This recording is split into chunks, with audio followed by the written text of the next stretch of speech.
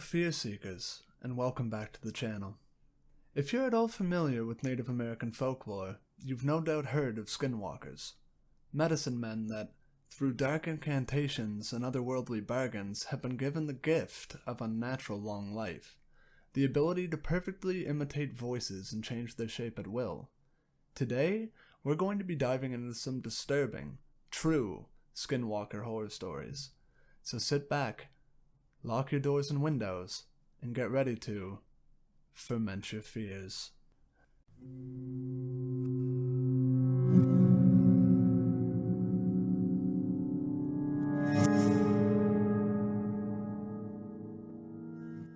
This is a story my family told me when I was growing up. We live in a rural community on the Navajo reservation. My aunt and her two brothers were home alone while my grandparents had left for the evening to attend a chapter house meeting. They were in the house, and like many people from the reservation, they didn't have electricity.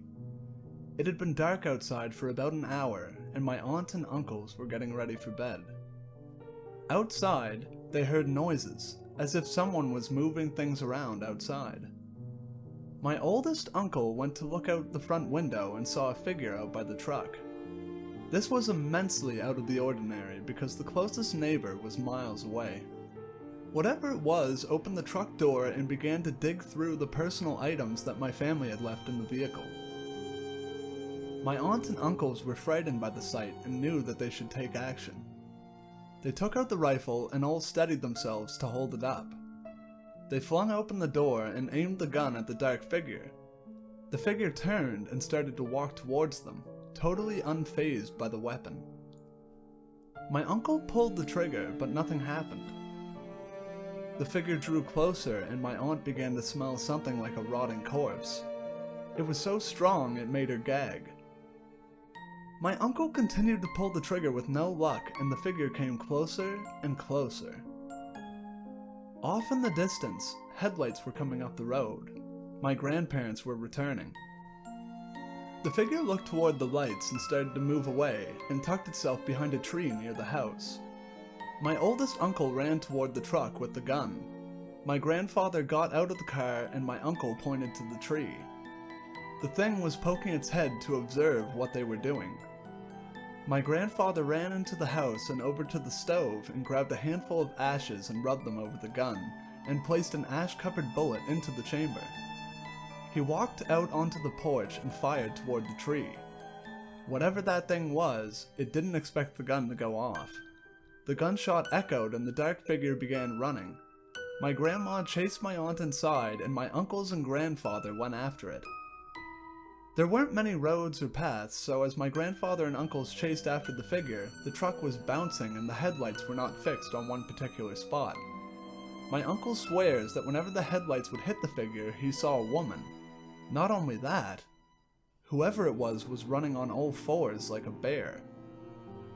My grandfather eventually stopped the truck as they neared a ditch that drops about 20 feet. He got out and began to yell in Navajo. My uncle says that he was yelling about a local woman. He yelled that he wasn't scared and that he knew it was her and to leave his family alone. A few days passed and there was news that the woman that my grandfather was yelling about had passed. I've always been told that if you know who the Skinwalker is, and you say their name, it will kill them.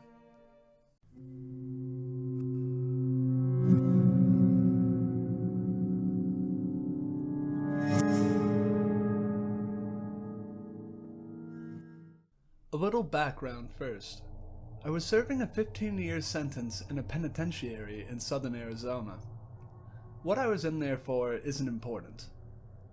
During my stay there were countless things that happened that no one could explain, and even more that no one wanted to know more about. It all started with a prison legend. Supposedly, years ago, something awful and unexplainable happened in the prison. Every morning we'd be woken up and expected to stand near the front of our cells while guards visually confirmed we were present and accounted for. Apparently, about a year before I got sent there, the most brutal and unexplainable thing happened during one of these routines. A man who had a cell to himself looked very off during this check. When a guard pulled over another guard to help him check it out, they found it wasn't actually the prisoner they were expecting at all. It was a totally different man. This man was wearing the skin of the other man over him. Loosely fitting, draped over him, apparently looked like a real monster. The scariest thing though? The guy wearing the skin was not an inmate. They had no idea how he even got into the prison, let alone the cell. What's worse is that they couldn't even figure out who the hell he was. He wasn't documented anywhere. And what's worse than that? They never even found the body of the man whose skin he was wearing. Pretty grisly stuff, I know. And I realize that's not the go-to definition of a skinwalker, but that's what the prison called him. The Skinwalker. Didn't help that the guy never talked, apparently. Anyway, that's what started the whole Skinwalker superstition around the yard. Apparently the guy got shipped to a different spot about a month after it happened, and just about everyone in Gen Pop felt all the better for it. I heard about the story on the second day of my stay. Hell of a story to hear in the place that's going to be your home for the foreseeable future. Now, on to the real stuff though. Sure, that guy was the Skinwalker, but all he did in the long run was get an old lifer Navajo inmate to tell everyone about actual skinwalkers. It seemed like a lot of the prison culture actually revolved around them. Now, apparently, skinwalkers are tricky to point out on the spot, but if you manage to survive around one for more than a minute or two, almost everyone can tell the mannerisms are all off. They can mimic human speech, but not replicate it. They twitch manically. They have an unnatural gait while walking. But apparently, they got better with experience. The old Navajo guy, his name was Carl, said that he was sure there was an actual one among the prisoners. Slowly picking us off over the years, he called it the Grand Master Skinwalker at one point. Apparently, he thought it had human mannerisms down so well that you might not even be able to tell if it was your cellmate for a day or two. It had to be good, he posited one night. He would expect a skinwalker to jump at any opportunity for a kill, but this one realized it had a revolving door of people to kill coming to it, and masterfully bided its time, as Carl thought, for years. A lot of guys found humor in it. A lot more were really on edge about it. Every once in a while in prison, people snap. Sometimes you'll find your cellmate swinging in front of your bunk, strung up around the neck by his pant leg. Sometimes you just can't take it anymore. But in our yard, people tended to snap in a very special way. It wouldn't be an outburst at dinner, or a silent suicide in the night. Guys would just stop talking, hunch over, and shuffle around. Any friendships they had would be mostly out the window. They would turn into a loner during rec time. They would let their hair hang in front of their face. No one liked to talk about it. Like if they did, it would happen to them next. I felt the same way. I didn't know if it was a skinwalker or just people going crazy, but I didn't want to find out. It wasn't clockwork or anything, but every time someone snapped in this way, it wasn't more than a couple weeks before they were shipped off, or transferred, to God knows where without anyone else knowing beforehand. Then there was the nighttime occurrences. Short, loud bursts of sound echoed through my cell block during all hours of the night on a regular basis.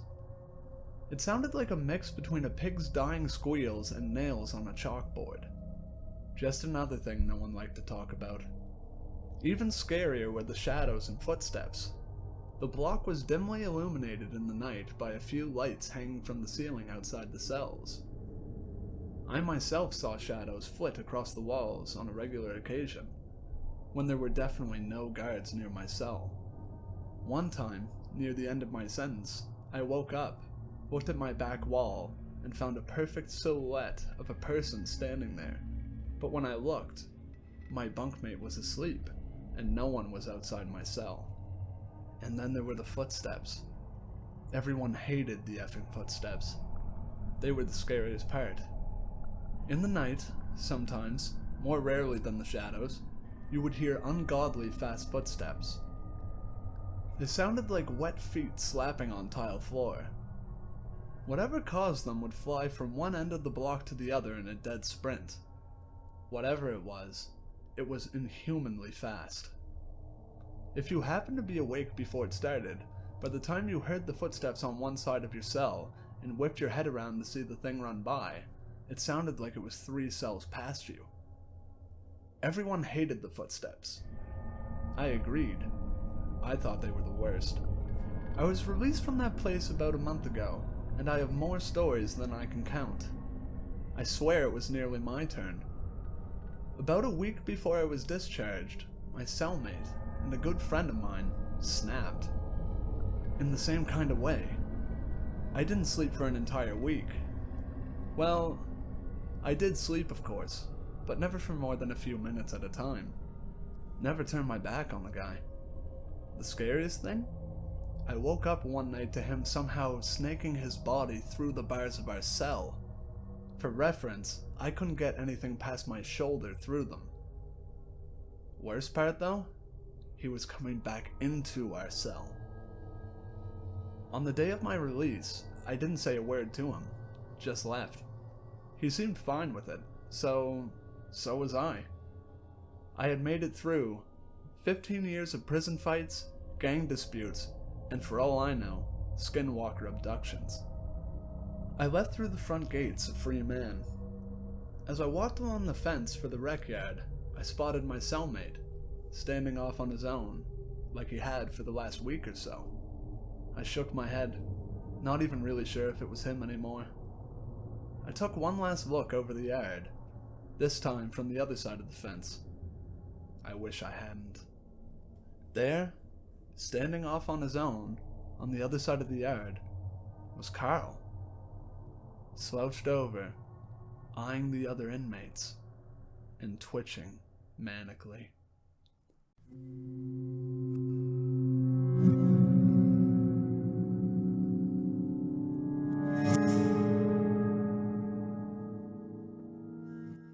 My grandfather told me a story once, as we sat around the campfire in his backyard, in the cool night of the Arizona desert. The horizon was clear, and each star twinkled in a purple sky, with a full, fat moon hanging low over the mountains. His voice was raspy and gravelly, the result of a lifetime of smoking cigars and drinking whiskey. The fire danced and shined across his wide dark eyes as he settled into his seat, ready to tell his story. "Way back when I was a boy, about your age," he began, "I lived outside an Apache reservation with your great-grandfather. He had returned from the war and set about raising horses and cattle on a 100-acre ranch settled between a brambly mountainside, with dirt good for growing thorn brush and not much else.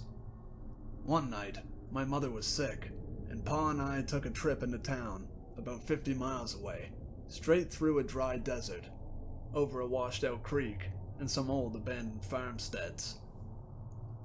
The fire sparked, and a log cracked, jolting me out of the story. "What next?" I asked. "Settle down, boy. You'll hear soon enough. Pa and I were driving in an old Ford pickup truck. I remember it was dark out, inky and thick, with only the lights of our old truck lighting up the road. I remember, too, when the engine began to sputter, and the truck slowed to a jerky stop. 'God damn it,' Pa said, guiding the Ford to the side of the road as it coasted to a halt. 'Stay here, son,' as he stepped out into the darkness, shutting the door with a heavy thud. My window was down, and the cool desert air was breezy and felt good on my hot face and neck. Pa was getting water from the back to cool the engine, and that's when I smelled it. Rotten eggs. Strange, I thought, to smell sulfur in the desert. My nose also picked up carrion, like one of them dead bloated cattle that would drop from the heat and lay there until the crows pecked enough holes in their hide to cause the whole thing to explode. It stunk, and I gagged. My skin started to tingle too. The back of my neck felt itchy, and my face started to get hot. The wind stopped blowing and hung still and heavy, with the stink filling the cab. "Bah!" I called. "Bah! Bah!" No answer. My heart started beating, and I felt such a fear in me, in my bones, in my chest, boy. I tell you, I never felt fear like this. Not until Vietnam. Not until I saw men dying around me. I locked the door and reached over for my pa's door and saw a shadow bound across the road through both dim beams of light, across the partly open domed hood. Grandfather paused. He spat a fat wad of tobacco spit off to his side, and he looked pensively into the darkness. I realized I was holding my breath and gasped for air. The night was cool, but I was sweating and clammy. "Well, what happened? What about your father? What did you see?" He sighed. A creature." He shook his head.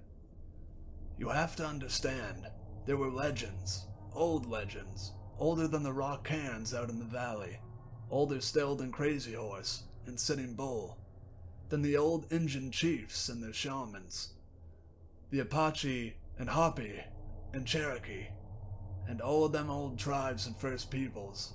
They told tales, old stories, about dark Injun magic, a deal made with the old spirits, a blood sacrifice, to gain power, old power, enough to fight each other, and the Spaniards, and later the white men that came for their land and women.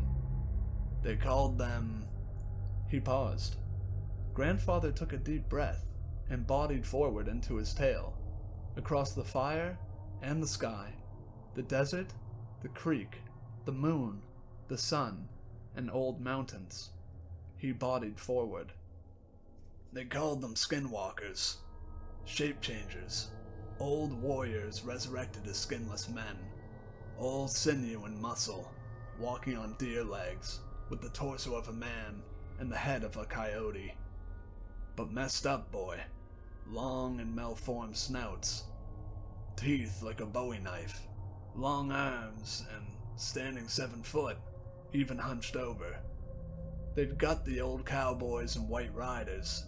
They'd run through the bullets and sabers, part the Spanish armor like it was a potato sack. Wily, too. They could change their voice to match a person you knew, or might know. Boy, that's what I saw. Big and fast. Only for a second. It ran across the road, gray and molted, muscle flexing under its legs, hooves clomping on the road, stringy, muscled, hunched shoulders. And it turned, looked right into the cab, looked right into my eyes, and I swear, boy, I swear it grinned at me. I sank into my seat, in shock, in fear, shaking. I knew death was near. The air was electric. I smelled ozone and brimstone. The air felt like right before the lightning comes and blows a tree to smithereens. Charged and full with power. I yelled for my pa, but no words came out, just a dry squeak. I was shaking as Grandfather told his story. He was still here, so I know he lived. But the supernatural always fascinated me, and even now, I felt the force of his words. The real power of Skinwalkers was trickery. Sure, they could change their voices, but also their skin. That's why the gods took their hide, so they could take others. Not for long, the legends say. Maybe an hour, before the soul of the skin they wore would come looking for their mortal shell before going to whatever hell awaited them.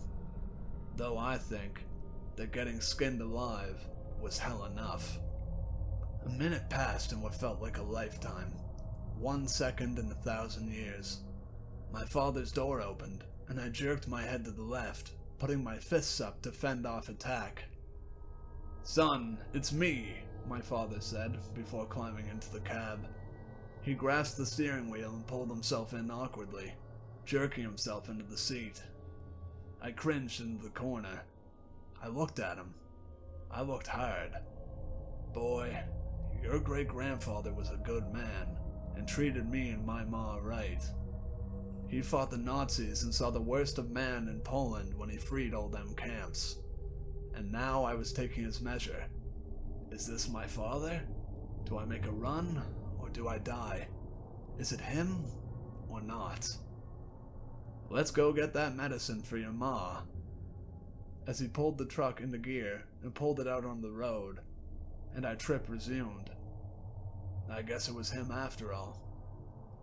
But how did you know? Was it because he said something about your mom? No, boy. I knew because out the window, out the corner of my eye, I seen that beast running 50 miles an hour right next to the car, looking at me with them yellow eyes and grinning mouth. I looked and saw it, hunched and angry, running next to us, boy. My pa kept his eyes on the road, walked straight forward. Son, he said, don't look at it. Don't look at it. That's how I knew, boy.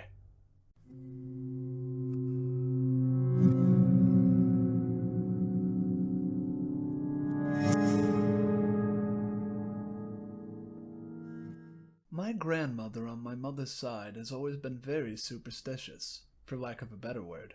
She's not religious, but she does believe in a lot of paranormal stuff. Her mother was full-blooded Navajo, and her father was Irish. Either way, she'd never been anywhere east of Montana, and she grew up in Nevada. One year, when I was in grade school, we went to visit her. Most of the visit was pretty uneventful. Typical, boring, old people stuff. Except she always kept her curtains drawn shut, and would always peek out the window, and when someone asked what she was doing, she would simply reply, "Yellow Lucy is watching me." This went on for nearly the entire visit, until a few days before we were due to leave. My grandma and my then baby brother, he's 19 now, were in the front yard that evening, planting flowers, when all of a sudden, my grandmother starts shouting, "Little one, get away from that creature, it's not safe." Of course, being in Nevada, we all assumed that my brother had found a scorpion or a rattlesnake, so we all run outside, to see my grandmother clutching my little brother and shaking in terror against the side of the house. Standing out in the yard was a large, black, Great Dane-sized dog. It was staring at my grandmother with an intensity I'd never seen before. It looked up at us, gave a little huff, and bounded off. I don't remember if it moved unusually fast or not, but I do remember it had really deep, yellow eyes. When my mother asked my grandmother what had happened, she kept repeating, "The Yellow Lucy has found me." She moved a couple of weeks after that.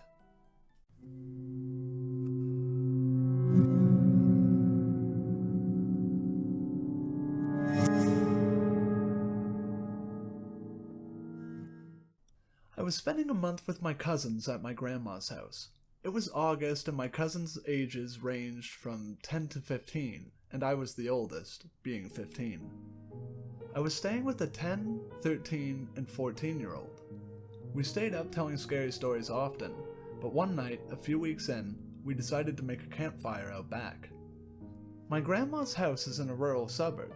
The neighbors aren't too far when you're driving down the road to her house, but in the backyard, it's thick forest, with man-made paths running through it. Each house is on a hill, so only part of the basement was actually underground. That isn't important until later, though. So, we're towards the east side of her yard, in a smallish patch of open land. You couldn't see the neighboring yards from there, and there was probably 3/4 of a mile to each side of us that belonged to my grandma. It was maybe 11 at night, and we were playing Truth or Dare after telling scary stories, when my 14-year-old cousin dared me and the 13-year-old to go walk through the paths for 10 minutes or so. I said yes right away, as I wasn't easily scared and rather level-headed, but my younger cousin was a bit more hesitant. We didn't bring a flashlight because it wasn't pitch dark yet, and we could see enough not to die. We were walking through the paths for about 5 minutes and could barely see the fire through the trees when we decided to turn. In the middle of the path was a large dog-like creature, hunched over with its front hands an inch from the ground. What I remember most was how its eyes were so freaking bright white, and it was humanoid dog-shaped, with a human-like head, but a dog-like body, but human hands and feet. It looked right at us, and I know I was paralyzed with fear as it dashed away from us, towards a creek that ran through the yard. Eventually, my cousin and I screamed bloody effing murder, and the other cousins and my grandma ran to us. I don't remember much here because I was really disorientated and I couldn't think properly, but I did wake up in bed, so I assumed that I was brought up to the house. All the kids slept in the basement, in a big room with sliding glass doors to the outside, as the room was on the side that wasn't underground. My bed was pressed against a big glass window, and I could see my cousins playing outside down below. The house is in Michigan, so it gets slightly chilly even in the end of August, and there was a slight breeze, so I put on a jacket and ran to join them outside, skipping breakfast, not wanting to miss out on anything fun. When I got down, though, I could tell they weren't playing, but rather running to get my grandma. Her dogs, both of them, were dead, ripped up. That night, we went to bed early. I woke up at maybe 2 in the morning because I felt something hit my head. My cousins were all sitting on the double bed opposite me on the other side of the room. There was 1 bunk bed and 2 double beds. The double beds were for me and my 14-year-old cousin. They were being quiet and staring at me. The 13-year-old nodded his head toward the window. I froze. They all looked so afraid. I turned my head slightly to the side, and I saw a really messed up looking face pressed to the window with gaping eyes looking down at me. I screamed so loud, and it bolted. My grandma called the police after I told her what had happened, and they found nothing. I went home after that, and I have never been there during the night again.